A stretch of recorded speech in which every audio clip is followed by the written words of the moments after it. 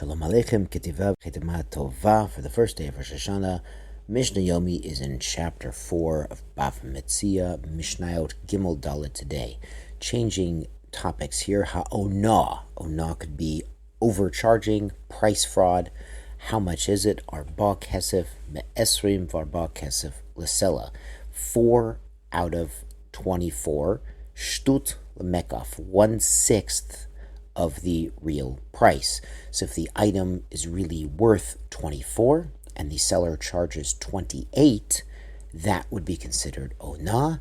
And also vice versa, if the object is really worth 28 and the seller accepts 24 for it, that's also 1/6 and Onaah in favor of the seller, as we'll see. So it's forbidden to overcharge, but people don't always realize they've been overcharged right away. So ad matai mutar lachazir, until when can the purchaser come back to the seller and claim his refund?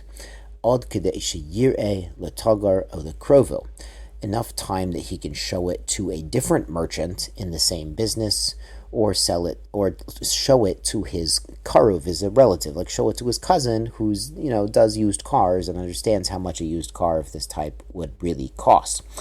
Rabbi Tarfon belud. Rabbi Tarfon in Lud announced a different opinion, his own opinion, with slightly different rules.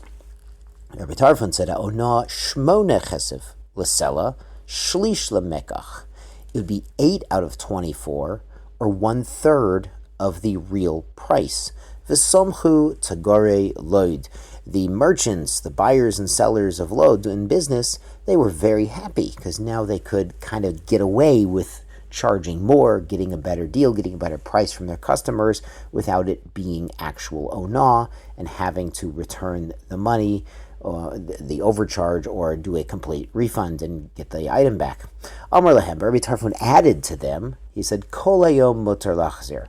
But the customer has all day long to claim Onaah and get a refund, or at least a refund of his Onaah or of the entire purchase. Amru lo, yiniach lo Rabbi Tarfon bimkameno. Let's leave Rabbi Tarfon in his place. And let's follow the practice of the sages, the words of the sages, where it was 1/6, which is a lower threshold to trigger Onaah, but the customer only had a shorter time, long enough to show it to a different merchant or a relative who would know about these things to go and claim the Onaah.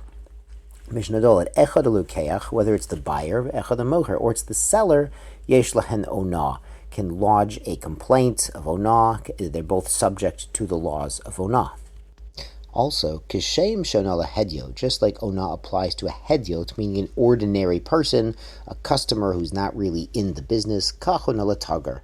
There's also Onaah to the tagar, to the merchant who's in this business, even though he usually knows how much an item is sold for. Generally, he might actually get undercut and sell it for much less than he should have. Mi shehutal olav. And who is the obligation? The person upon whom the Onaah was put, the person who paid too much or got too little, yado alalei chayavda, he has the upper hand. Rotza, if he wants, omer lo, he can tell the other party, tenli ma'otai, give me my money back, o tenli masha oneti, or give me the Onaah, the overcharge, but I'm going to keep the object. So, for instance, the customer can say, "Listen," and this is when the overcharge, the Onaah, is more than 1/6. So then the customer has the right to say the whole thing is null and void. It's a batel mekach. It was a mekach taut. I never would have paid that much if I had known the real price, the real value. So let's undo the entire transaction. Here's the object back. I want all the money back. Or he can say, "Just give me the extra back and charge me the actual price." In the Gemara, Rabbotai, they mentioned that if the Onaah is exactly 1/6, then he would get the overcharge back, but would not have the right to undo the transaction. Now, if the overcharge is less than 1/6, it's not considered Onaah.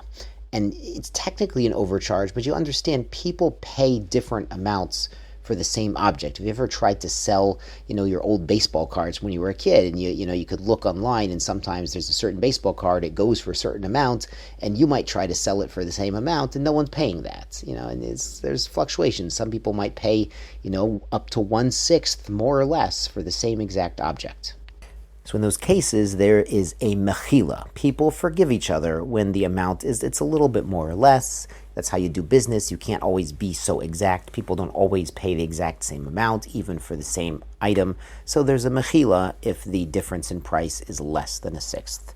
So God willing, Hashem should be mochel on all of our mistakes this year, and we'll have a clean slate and move on to greater things this coming year. Tizkulu mitzvot.